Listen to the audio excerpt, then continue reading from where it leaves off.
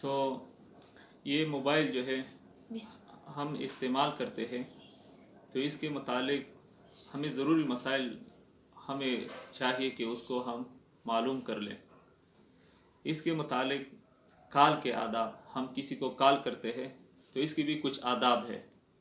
مثلا آپ کسی کے گھر چلے گئے تو وہاں پر آپ ایک مرتبہ دروازہ کو ٹکٹکائے، پھر اگر وہ نہ نکلے تو دوسری مرتبہ، اس طرح اگر تیسری بار بھی آپ نے اس طرح کیا اور پھر وہ نہ نکلا تو آپ کو چاہیے کہ آپ واپس چلے جائیں، کسی دوسرے وقت میں آ جائے اور اس سے پھر ملاقات کر لیں۔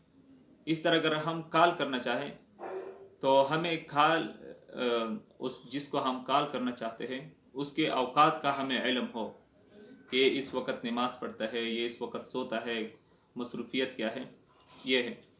پھر بھی اگر بہرحال ہم کال کرنا چاہیں تو ہمیں چاہیے کہ ایک مرتبہ کال ہو اور ریسیو نہ کر لیں، پھر دوسری مرتبہ، پھر تیسری مرتبہ۔ اگر 3 مرتبہ انہوں نے ریسیو نہیں کیا تو پھر بار بار کال کرنا یہ اس کو زحمت دینا ہے، اس کو تکلیف دینا ہے، لہذا پھر بعد میں کسی اور وقت ہمیں چاہیے کہ اس کو کال کریں۔ یہ ہے کال کے آداب۔ اگر ہم بار بار اس کو کال کریں تو یہ اس کے لیے تکلیف ہے، اور من سلم المسلمون بلسانہ ویدہ، تو ہمیں چاہیے کہ ہمیں ہماری ہاتھ، زبان اور جسم سے کسی کو کوئی تکلیف نہ پہنچے۔